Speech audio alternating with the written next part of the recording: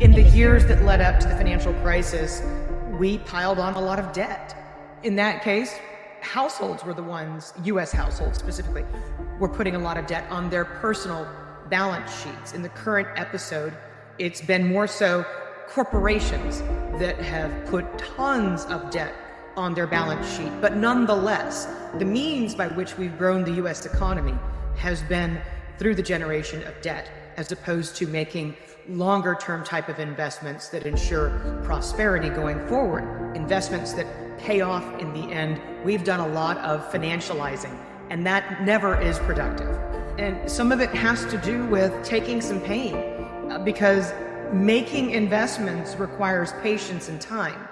And there's no instant gratification that you might get from doing a debt finance share buyback as a company that is automatically going to boost earnings. But again, by creating debt and investing in, there's a lot of talk these days about, gas prices are so high.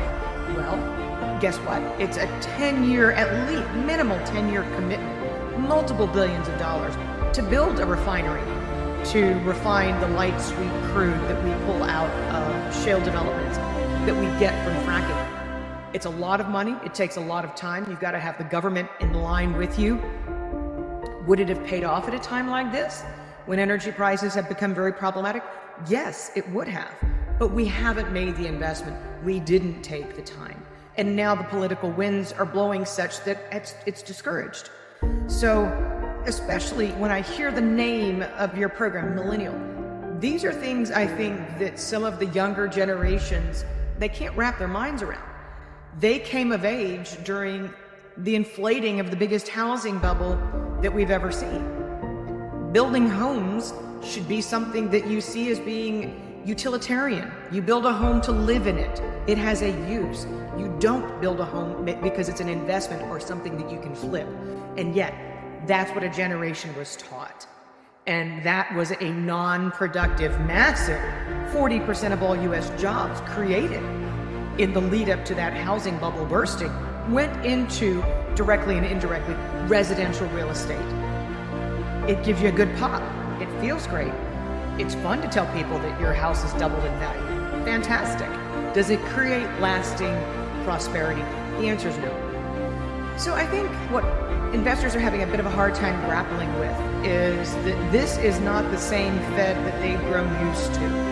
This is not the Fed that is afraid of its shadow, that's going to step back quickly, because we do have the vestiges of inflation that was created by way of monetary policymakers monetizing what fiscal policymakers were legislating. And when you take the bank out of the process of determining credit worthiness, and that's what a bank typically does, is this person, does this person qualify to buy a home? Does this person qualify to borrow to buy a car? That's typically done by a lender assessing your credit worthiness. If instead the US government directly deposits money into your checking account, they've effectively taken the role of the banker outside of this transaction and given money to people whether they're credit worthy or not. Guess what? It was all spent and then some. Now we're seeing credit card borrowing go through the roof. Now we're seeing that the savings cushion has absolutely been demolished and in fact is lower than it was going into the pandemic. Now we have inflation that we're not used to having to deal with, and so the Federal Reserve is playing a different role. They're like the bad cop in a good cop, bad cop situation. They're the bad guy. And what they're telling you right now, what Jay Powell especially is telling you, against the will of many truly, traditionally dovish members of the Federal Reserve Board on the Federal Open Market Committee, what Jay Powell message he's delivering is, until we get these price pressures under control, however long that takes, I'm going to continue to be the bad guy.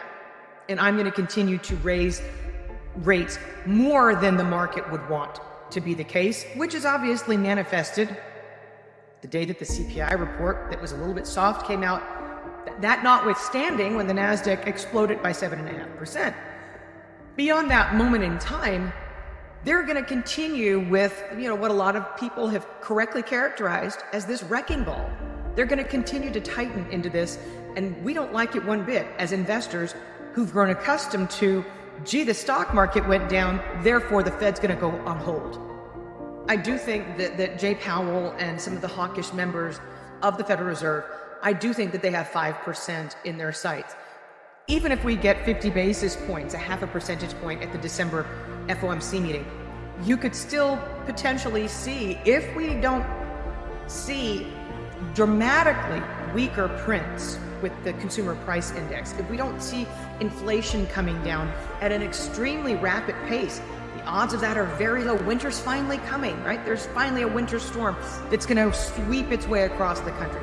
Heating oil bills are going to be going up. Natural gas is going to cost more. Inflation at the headline. Food is still expensive. Americans are pondering eating. So as long as we have these inflationary impulses driving the narrative, then I could see the Federal Reserve continuing into 2023 with more rate hikes. Maybe it's just 25 basis points. But what if it is just 25 basis points in February, in March? What if we turn around and next summer we still have? And this is the more important aspect of what Jay Powell is describing. What if come summertime, we still have high rates? That is something that very few are accustomed to. The Federal Reserve that most expect to be in their corner, when things get bad, they immediately lower interest rates to the zero bound and they fire up the quantitative easing machine. I don't think that that's what's going to happen in 2023. And we're not used to that kind of a Federal Reserve, not being reactionary, responsive to our every need. Do think there are many disinflationary forces at work. You're watching the housing market implode at a very fast pace, even faster if you go to ponder, I hear your accent, something like Canada. It's happening even faster north of the border. That will create a drag that will be very real and that the Fed will have to pay heed to, but it comes through with a lag. And that's why you hear this term sticky as it refers to inflation, because it's not coming down as quickly as we would like. It's not coming down as quickly as we're accustomed to. And that does mean that we could see rates be put to a high level and maintained there into 2023. Again, we're not used to this. It's not an operating manual that we have. We can't YouTube or TikTok it. We don't know how to deal with it. And yet here we are, looking at the precipice of 2023, and we're talking about the Fed continuing to go down this tightening path. And how will we handle it? Yeah, so it does seem like the markets largely anticipated this rate hike, and I'm just wondering, what hikes does the market currently have priced in going forward? But it looks like you've got at least two 25 basis points hikes that are priced in 2023. And I would argue it's not the size of the rate hike, but I go back to sound like a broken record. What is broken record for millennials? There has to be some term that you guys could relate to, because you don't relate to what the idea of a broken record. But at the risk of repeating myself, the more important thing is, if we do get those 25 basis point rate hikes in February, in March, what's going to happen after that? And will we still be there in May, in June? So to me at least, I'm very good friends with David and I sympathize with his views. The challenge that we face right now is breaking the mindset. It's maybe we never go back to the zero bound. Imagine that. What if Jay Powell is trying to get short-term rates up to 5% so that he has enough room to lower them, but maybe only lower them to 2%? What if the floor is higher than what we thought it once was? What if we don't go back to 0% interest rates because it's been proven to encourage all manner of speculation and bad behavior on the part of investors? What if quantitative easing is no longer going to be used as a tool? What if the toolbox is different than what we think it is, and that we're never going to go back to using that? Again, this would be a full-out regime shift for investors, to not be able to count on the Fed riding to the rescue with unconventional monetary policy.